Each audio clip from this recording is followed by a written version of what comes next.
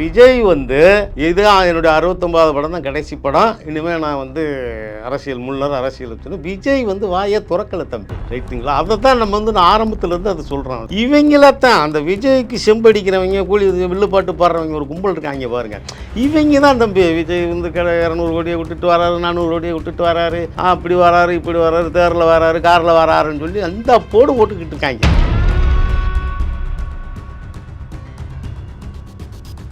நாளைய தீர்ப்புன்னு வையே, இல்லை இன்றைய தீர்ப்புன்னு வையே, இல்லை நாளை கழிச்சு வரப்போகிற தீர்ப்புன்னு நினைச்சாது வையே. அதை பற்றி நமக்கு என்ன இருக்குது? என்ன கர்மத்தை வேணாலும் நீ தலைக்கு வை. இதை நான் எதுக்கு சொல்ல வரேன்னா, விஜயே வந்து கட்சி ஆரம்பித்தது, அறிக்கையில் ஆரம்பித்தது எல்லாமே நடந்துக்கிட்டு இருக்கு. இன்னைக்கு வரைக்கும் அறிக்கை அரசியல், பண்ணையார்த்தன அரசியல் தான் பண்ணிக்கிட்டு இருக்காரு. அவரே சொல்லாத போது உங்களுக்கு ஏன்டா இந்த வேலைன்றதை இந்த விஜய்க்கு உடுக்கடிக்கிறாங்க பாருங்க.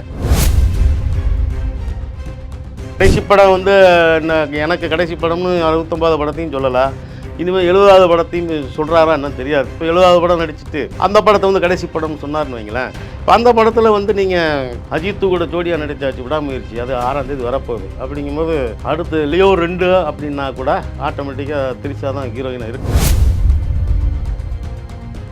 கீர்த்தி சுரேஷுக்கு வந்து சினிமாவில் நடிக்கிறதுக்கு தடை இல்லை அப்படின்னு சொல்லி என் கணவர் ஆண்டனி சொல்லிட்டாருன்னு அந்த பொண்ணே சொல்லிடுச்சு. கல்யாணம் நடிகை இனிமேல் வந்து அதுக்கு வந்து கணவரே வந்து எந்த விதமான தடை அப்படி இல்லை அப்படின்னு சொல்லும்போது அது அரசியலுக்கு வர்றதுக்கு தடை இல்லை, தடை இருக்க முடியாது. ஏன்னா கீர்த்தி முடிவெடுக்கிறதான ஆண்டனி வந்து ஆமாம்பார். ஆண்டனியுடைய வேலை வந்து ஆமாம் சொல்கிற வேலை.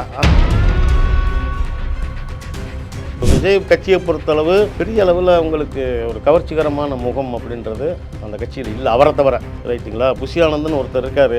முகத்தை காட்டி என்னத்தை நீங்கள் சாதிச்சிட போகிறீங்க? என்னத்தையாவது பண்ண முடியுமா? புஷி ஆனந்த் மூஞ்சியை வந்து அவர் கட்சிக்காரனே பார்க்க மாட்டேங்கான்.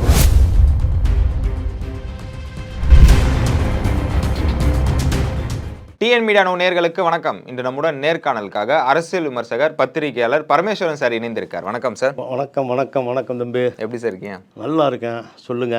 தளபதியோட கடைசி படம் சொல்லப்படுது. அதாவது 69வது படத்திற்கு நாளைய தீர்ப்புன்னு வைக்க போறதா ஒரு தகவல் வந்து சோசியல் மீடியாவில் வெளியாயிட்டு இருக்கு. இது எந்த அளவுக்கு உண்மை சார்? எதற்காக நாளைய தீர்ப்புன்னு வந்து வைக்கிறாங்க? நீங்க தளபதினு யாரை சொல்றீங்க தம்பி? சொல்லுங்க. கலைக்கிழத்தை நம்ம பேசுகிறோம், அதெல்லாம் ஒன்றும் தளபதி விஜய் அவர்களை தான் சொல்லுவோம். விஜய் உங்களுக்கு தளபதி அவர், சரி ரைட்டு, இருந்துட்டு போகிறாரு, ஒன்றும் பிரச்சனை இல்லை, அது நமக்கு ஒன்றும் பிரச்சனை இல்லை. விஜய் வந்து உங்களுக்கு இப்போ 69வது படம் ஹெச் வினோத் டைரக்ஷனில் நடிச்சிட்ருக்காரு. இப்போ ஷூட்டிங் போயிட்டுருக்கிறது. அது ஏப்ரல் மேலே ஷூட்டிங் முடிகிற கண்டிஷனில் இருக்குது. இப்போ என்னென்னா, இப்போ என்ன ஒரு இதுன்னா, விஜய் வந்து கட்சி ஆரம்பிச்சுட்டு ஒரு படம் 69வது படம் நடிக்க போகிறாரு. நடிச்சுட்டு அதோட வந்து சினிமாவுக்கு முழுக்கு போட்டுருவார். அதுக்கு பிறகு முழு வீச்சில் வந்து அரசியலில் இறங்கி 2026 அவர் முதலமைச்சர் வந்து நாற்காலியில் கோட்டையில் உட்காந்துருவார். அதற்கு உண்டான எல்லா ஆயத்த பணிகளையும் இருக்கார். 200 கோடி சம்பளத்தை விட்டுட்டு வராரு, 200 கோடி சம்பளத்தை விட்டுட்டு வராரு அப்படின்னு ஒரு குரூப்பு, ஒரு கும்பல் உட்காந்து கோடங்கி அடிச்சுக்கிட்டு இருந்தாங்க, சரிங்களா? அதே மாதிரி சினிமா தொழிலாளர்கள் இப்போ கதியெல்லாம் என்னாச்சு, என்ன ஆக போதோ தெரியலையே, பதப்பதப்பாக இருக்குது, படபடப்பாக இருக்குது, கிடுகிடுப்பாக இருக்குன்னு சொல்லி அது ஒரு கும்பல் அடிச்சுக்கிட்டு இருந்தான். அதாவது விஜய் ஒருத்தர் தான் தமிழ் சினிமா தொழிலாளர்கள் அவரால் தான் வந்து வாழ்கிறதாக ஒரு போலியான பிம்பத்தை கட்டமைச்சு ஒரு கும்பல் வந்து அடிச்சுக்கிட்டே இருந்தான். அவர் விக்கிரவாண்டி மாநாட்டில் ஆரம்பித்தாங்க. மாநாடு இல்லை தான், திருப்பி மன்னிக்கிறது பொதுக்கூட்டம். அப்போ இருந்து ஆரம்பிக்கிறாங்க தம்பி. அவர் 200 கோடி சம்பளத்தை விட்டுட்டு வராரு, 200 கோடி சம்பளத்தை விட்டுட்டு வராரு. ஒன்று யாரா வர சொன்னது? 200 கோடி சம்பளத்தை விட்டு யார் ஒன்று வர சொன்னது? யாரும் ஒன்றும் வீட்டு வாசலில் வந்து ஐயோ மகராசா நீங்கள் வந்தால் தான் நாடே நல்லா இருக்கணும் யாராவது வந்து சொன்னாங்களா? அப்படி ஒரு கும்பல் அடித்தான். அப்புறம் அந்த 69வோட ஹெச் வினோத் டைரக்ஷன் அந்த பட அறிவிப்பை வந்து பார்த்திங்கன்னா தீப்பந்தம் மாதிரி ஒரு டிசைன் வந்து 69 அந்த 69 ஒரு தீப்பந்தம் மாதிரி ஒரு இது இருந்துச்சு. அது ஒரு புதிய தீப்பந்தம், அது ஒரு வெளிச்சம் வரப்போகுது தமிழ்நாட்டுக்கு அப்படின்னு சொல்லி ஒரு கும்பல் அடித்தாங்க, ரைட்டுங்களா? இப்போ அவருக்கு என்னன்னா, இப்போ 69வது படம் இப்போ இங்கே இப்போ 4 நாளைக்கு முன்னால் வந்து பனையூர் பக்கத்தில் தான் ஷூட்டிங் நடந்தது. பொதுவாக அவர் வீட்டுக்கு பக்கத்துலேயே இப்போ அரசியலையும் அங்கே வீட்டுக்குள்ளே பண்ணுறாரு, சினிமா ஷூட்டிங்கை வீட்டுக்கு பக்கத்துலேயே பண்ணிக்கிறார். அங்கனக்குள்ளே உள்ள பனையூர் பக்கத்தில் ஒரு ஸ்டுடியோலையோ ஏதோ ஒரு பெரிய காலி கிரவுண்டு ஒரு ஏதோ ஷூட்டிங் நடந்துச்சு ஒரு 5-6 நாளைக்கு முன்னால், ரைட்டுங்களா? இப்போ என்ன வகையான கதை, என்ன வகையான இதெல்லாம் வந்து நம்ம அதை தெரியாது, அதை நம்ம சொல்லவும் தெரியாது, அதை நம்ம சொல்ல போகிறதில்ல. அதுக்குன்னு ஒரு ஆதண்டிக்கான ஒரு சில பேர் இருக்கான். இதுதான் கதைம்பாங்க, இதான் நான் ஒரு காலையில் கூட அவர்கிட்ட பேசிக்கிட்டு இருந்தேன் அப்படிம்பாங்க. அது நமக்கு தேவையில்லை. அந்த மாதிரி இது நமக்கு பழக்கம் கிடையாது வைங்க. இப்போது விஜயினுடைய இந்த 69வது படம் முடிஞ்ச உடனே அதுவே வந்து இப்போ 2025 ஏப்ரல் மே ஆயிரம் வைங்க. அது தீபாவளிக்கா என்னன்றதை இனிமேல் தெரியும். ஷூட்டிங் முடிகிற பிறகு தான் மார்ச் ஏப்ரல் பிறகு தான் தெரியும்னு வைங்க. ஏன்னா அதற்கு முன்னால் நிறைய பெரிய படங்கள்லாம் வருது. இதில் வந்து ஜூனில் கமலஹாசனுடைய தக்கலைப்பு படம், மணிரத்னம் டைரக்ஷனில் அந்த படம் வருது. இப்போ அதே மாதிரி இப்போ பார்த்திங்கன்னா அடுத்த வாரம் பிப்ரவரி 6ஆம் தேதி விடாமுயற்சி வருது. ஏப்ரல் 10ஆம் தேதி அஜித்தோட குட் பேர்ட் அக்கிலி படம் வருது. இந்த மாதிரி பெரிய படங்கள் வருது. அப்புறம் கோடை விடுமுறை ஆரம்பிக்கும் போது அதற்குன்னு சில படங்கள் திட்டமிட்டு வச்சுருப்பாங்க. அதெல்லாம் நடக்கும். இப்போ இந்த படத்தினுடைய படப்பிடிப்பு நிறைவேறதுக்கு ஏப்ரல் மேலும் வைங்களேன். இப்போ தீபாவளிக்கு திட்டமிட்டு அந்த படத்தை ரிலீஸ் பண்ணுறதுக்கு வேலைகள் நடக்கும்னு வைங்க. ஒரு பேச்சுக்கு சொன்னால் கூட. இப்போது அந்த படத்தினுடைய தலைப்பு என்ன, அது அரசியல் படமா, அரசியல் இருக்கா, அந்த அரசியல் கருத்துக்கள் இருக்கா, அப்படி இப்படி 4 ஆளுக்கு போட்டு டப்பாவில் போட்டு அடிச்சுக்கிட்டு இருக்காங்க. ரைட்டுங்களா? இது அந்த படத்தினுடைய கதை என்ன, அது கதை அரசியல் கதையா, சின்ன அந்த பொழுதுபோக்கு கதையா, அந்த கர்மம்லாம் நமக்கு தேவையில்லை. அது என்ன வேணாலும் கதையெல்லாம் இருந்துட்டு போகுது. விஜய் படம் கடைசி படம் அப்படின்னு சொல்லி தான் ஆரம்பிக்கப்பட்டது, போய்கிட்டு இருந்துச்சு. இப்போ பார்த்திங்கன்னா இது எங்கே சறுக்குறாங்க அப்படின்றது நமக்கு தெரியுது. ரைட்டுங்களா? இப்போ 70வது படத்தில் கமிட் ஆக போகிறாரு. அது லோகேஷ் கனகராஜ் டைரக்ஷன்ன்றது கிட்டத்தட்ட உறுதியாயிருச்சு. அது வந்து மாஸ்டர் 2வா இல்லை வந்து லியோ 2வா அப்படி இப்படின்ட்டு இப்போ அது ஒரு கும்பல். இப்போ அவங்களே தான் ஆரம்பிக்கிறான்.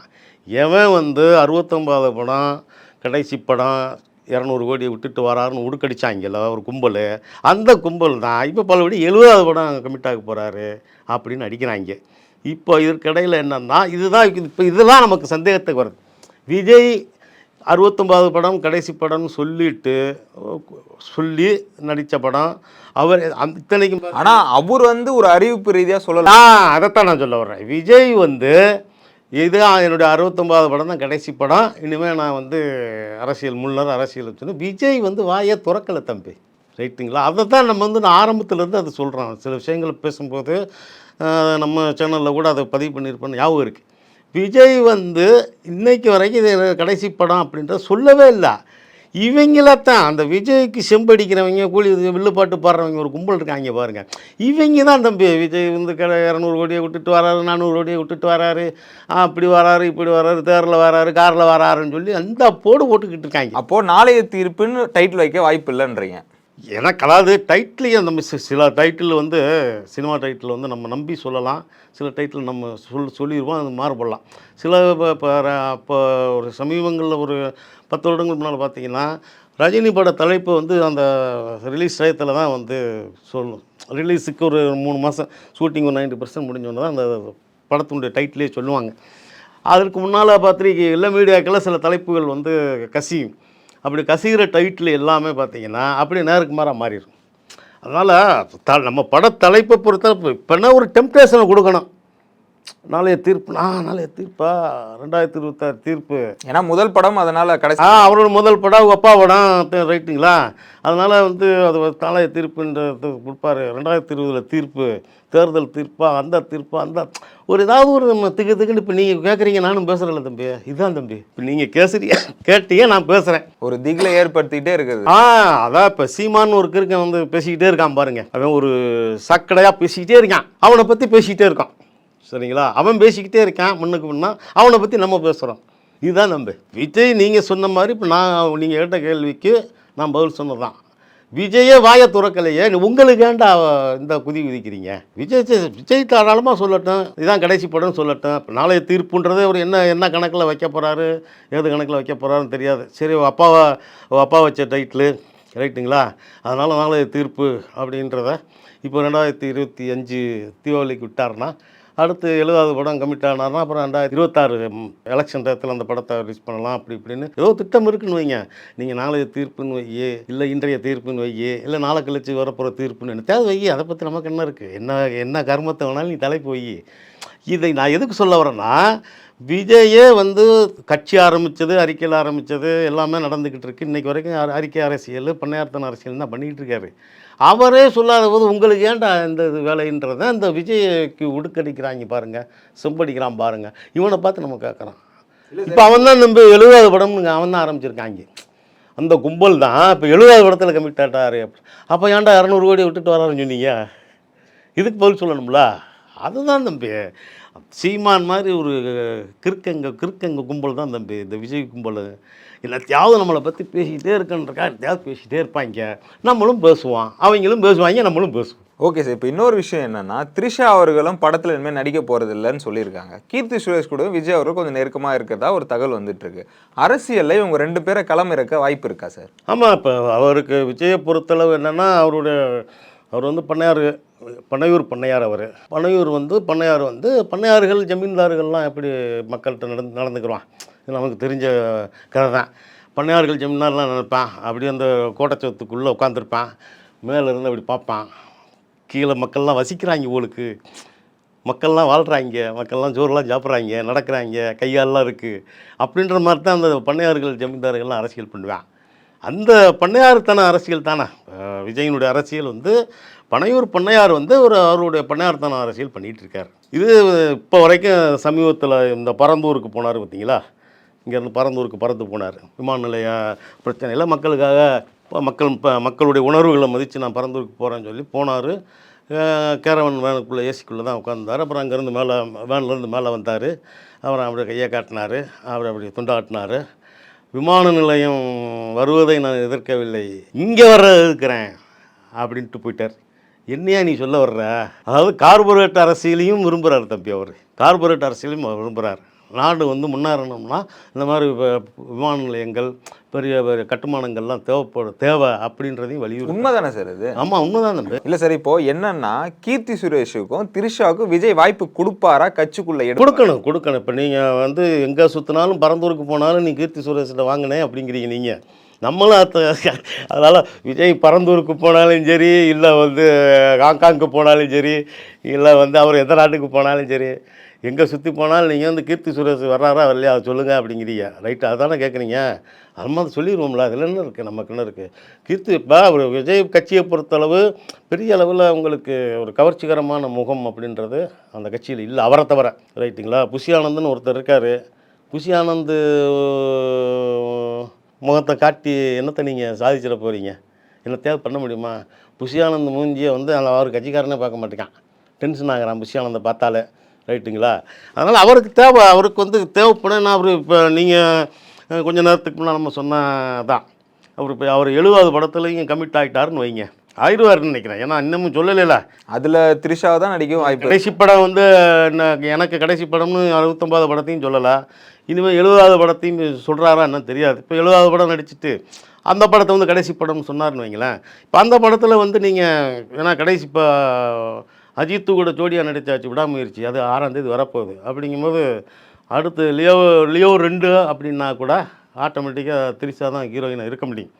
அதனால் அவருக்கு வந்து இப்போ 70வது படம் கமிட் ஆகிட்டார்னா அது ஒரு 6-7 மாதம் ஷூட்டிங் போகும். அப்படிங்கும்போது கட்சியை வந்து நீங்கள் தமிழ்நாடு முழுக்க கட்சியை கொண்டு போய் சேர்க்குறேன்னா இவர் பண்ணையார் வந்து பண்ணையை விட்டு வெளியே வர மாட்டார்.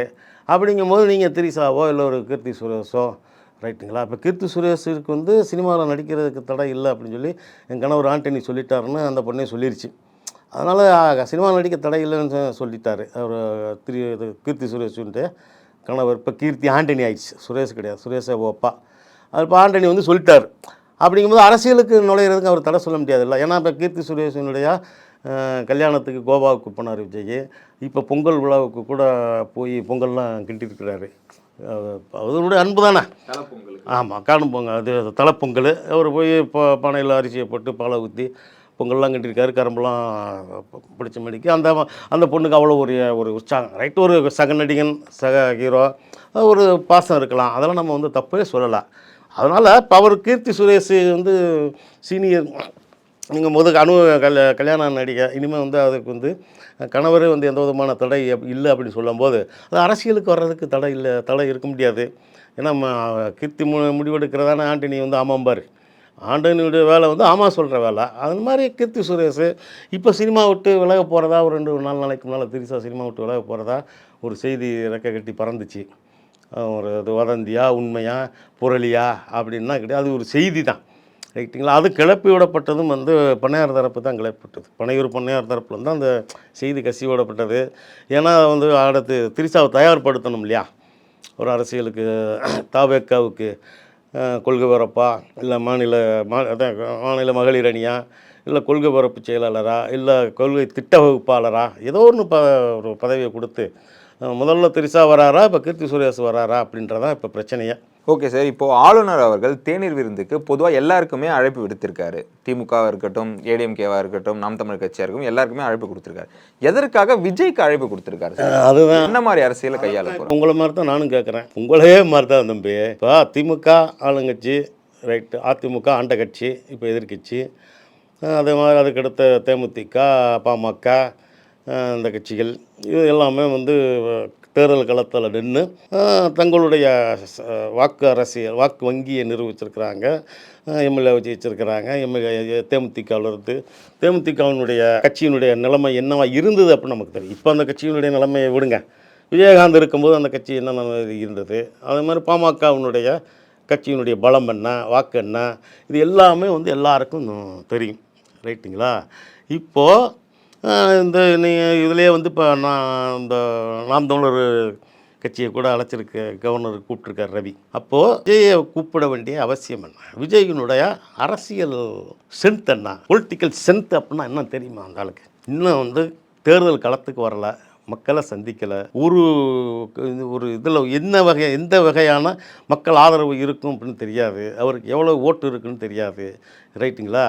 அப்போது விஜயை வந்து இப்போ எப்படி சீமான் வந்து தன்னைத்தான் வந்து ஒரு 13-14 வருஷமாக வேஷம் போட்டுக்கிட்டு இருந்த சீமான், பெரியாரிஸ்ட்டு, திராவிடம் அப்படி இப்படின்னு சொல்லி தமிழ் தேசியம்னு போட்டுக்கிட்டு இருந்த வேஷம் போட்டு சீமான் வந்து அவனுடைய முகத்தில் கிழிஞ்சு இப்போ தொங்க ஆரம்பிச்சிருச்சு. அவன் வந்து எக்ஸ்போஸ் ஆக ஆரம்பிச்சிட்டான். அதே மாதிரி தான் நீங்கள் வந்து விஜயை கூப்பிட வேண்டிய அவசியம் கவர்னருக்கு என்ன வேண்டியிருக்கு, ரவிக்கு என்ன தேவை? அப்போது இது வந்து திட்டமிட்டு ஒரு பாஜக பக்கம் இழுக்க பார்க்குறாங்க. காவி கும்பல் பண்ணுற வேலை தான் அது. ரைட்டுங்களா? இதில் வந்து என்ன இருக்குது, ஒப்பனாக வந்து இப்போ வந்து தானாக நாறிட்டான் சீமானு. அதனால் அவனை வந்து நாரடிக்கிறதுக்கு கவலைப்படுத்துறதுக்கு யாரும் தேவையில்லை. அவனே நாரிட்டான், அவனே மண்ணள்ளி போட ஆரம்பிச்சுக்கிட்டு இருக்கான்னு வைங்க. அந்த மாதிரி தான் இப்போ விஜயை வந்து ஒரு என்ன தகுதியில் என்ன தராதரத்தில் கவர்னர் ரவி வந்து கூப்பிட்ருக்காரு அப்படின்றதான் இப்போ மிகப்பெரிய ஒரு கேள்வி இல்லை, பதிலே கிடச்சிருச்சு. இவனா நீங்கள் அண்ணா பல்கலைக்கழக விவகாரத்தில் திடீர்னு ஒரு விஜயை கூப்பிட்டு கவர்னர் வந்துச்சு, அவர்கிட்ட மனு கொடுக்க, அவங்களே மனுவை தயார் பண்ணி அவங்களே கையில் கொடுத்து அவங்களே விஜயை கையில் கொடுக்க வச்சு பண்ணையாரையை கையில் கொடுக்க வச்ச கும்பல் தான் அது. ரைட்டுங்களா? திடீர்னு காலையில் ஃபோன் பண்ணியிருக்காங்க, போயிருக்கா 10-12 இப்போ போனார், உள்ளே போனார். 10-12 நிமிஷம் மனு கொடுத்தாரு. மனு கொடுத்துட்டு வெளியே வந்தார். எவனையும் சந்திக்கல, ப்ரெஸ்ஸை சந்திக்கலை, மீடியாவை சந்திக்கலை, ஒரு கேள்விக்கு பதில் சொல்ல தெரியல, முடியல.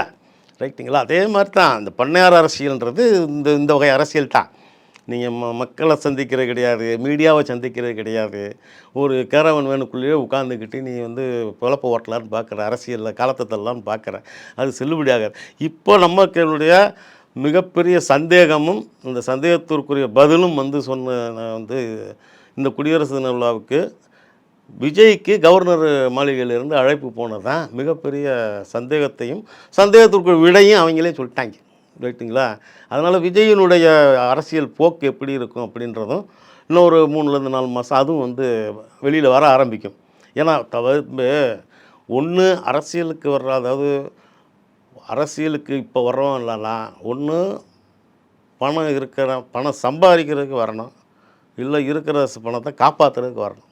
இந்த 2 ஆப்ஷனை தவிர இப்போ இருக்கிறவனுக்கு எந்த நோக்கமும் கிடையாது. ரைட்டுங்களா? ஏன்னா முழுக்க பணம் சம்பாதிக்க வந்தவன் சீமான்.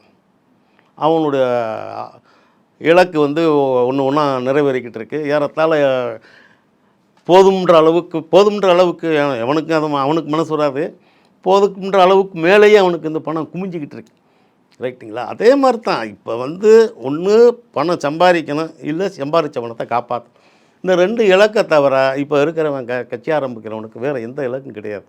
அதனால் இப்போ விஜயை பொறுத்தளவு சம்பாரிச்சதை காப்பாற்றணும். இனிமேல் வந்து அவர் சம்பாதிக்கணும்னு அவசியம் கிடையாது. அது நம்ம ஒத்துக்கிறோம். அரசியலுக்கு வந்து சம்பாதிக்கணுன்ற அவசியம் அவருக்கு கிடையாது.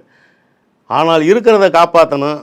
இருக்கிறத காப்பாற்றுறதா இருக்கிறத மேலும் பெருக்கணும் அப்படின்ற ஒரு இலக்கு தான் என்னுடைய, வேறு ஒன்றும் கிடையாது. இப்போ நம்ம வந்து தேர்தல் களத்துக்கு வரலை, எந்த விதமான வாக்கு என்ன வகையான இது ஆதரவு இருக்குது, மக்கள் ஆதரவு இருக்குது அப்படின்றது யாருக்குமே தெரியாது.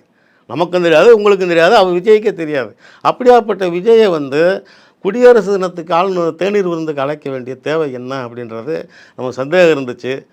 அந்த சந்தேகத்துக்குரிய பதிலையும் அவங்களே சொல்லிட்டாங்க. அதனால் தானாக வந்து எக்ஸ்போஸ் ஆகிடுவார் விஜய். அதில் ஒன்றும் நமக்கு ஒன்றும் மாற்று கருத்து இல்லை. எங்களோடு இணைந்து பல்வேறு தகவலை பயந்ததற்கு மிக்க நன்றி சார். மிக்க நன்றி தம்பி.